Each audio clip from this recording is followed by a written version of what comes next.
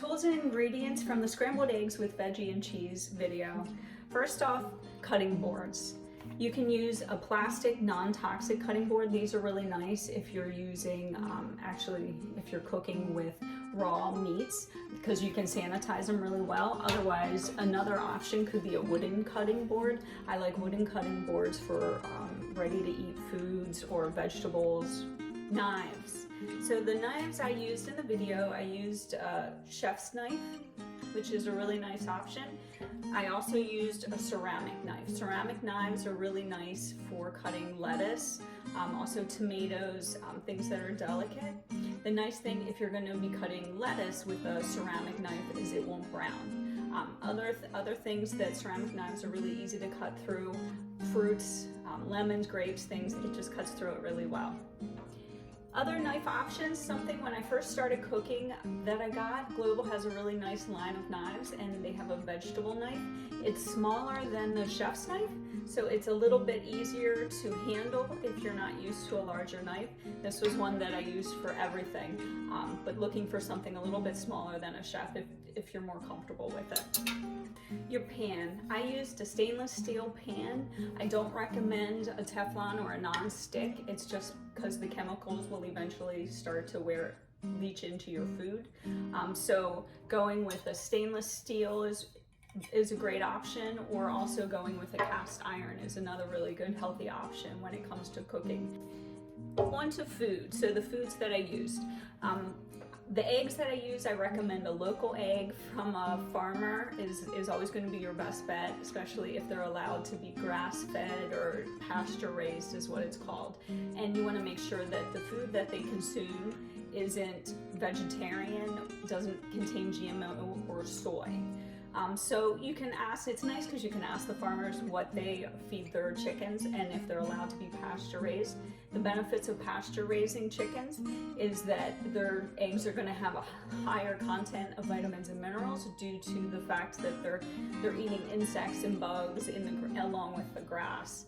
So it's just going to make that egg yolk a deep orange, which means that it's going to be full of vitamins and minerals. So that's something you want to look for. Other options in the grocery store, just looking for pasture raised, I recommend organic, non-GMO feeds, avoiding the vegetarian feeds, or avoiding eggs that are just fed vegetarian, because remember they're omnivores, so they need the insects and the bugs.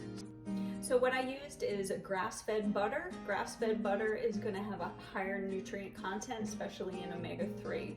So this is definitely something you want to look for. Another option that you could use is avocado oil, an organic avocado oil.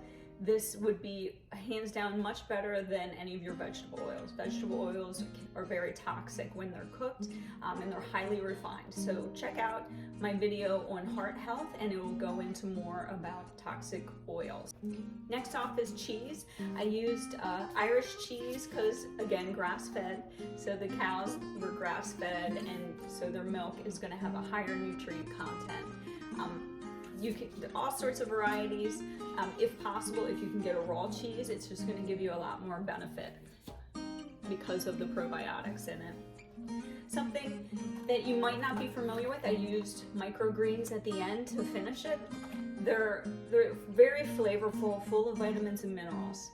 So it might not be something you're used to seeing, but found in most grocery stores. And then as for the produce, the tomatoes, the avocado, the onion, the mushroom, making sure you choose a organic variety. That is going to be beneficial since conventional fruits and vegetables typically will go through about 10 rounds from seed to being harvested of pesticides, herbicides, different chemical sprays. So if you can choose organic, it's definitely going to be a lot better for you. Do a quick search and for Dirty Dozen, and it'll list the fruits and vegetables that have the highest amount of pesticides in them. And then you can look for the Clean 15 to see the foods that, if you aren't going to choose organic, that would be better, you would be okay to do the conventional variety since there's less residue of pesticides and herbicides in them. So I hope you enjoyed the video. Check out my additional videos, especially on heart healthy eating, and that goes much more in depth on grass-fed products and also why that cheeses, butter, milk, things like that are healthy, actually healthy for your heart. There's better options you can choose. So thank you for joining me. And lastly, you want to make sure you have a friend when you're cooking. My favorite friend is Nixie, and her favorite foods are green beans and carrots.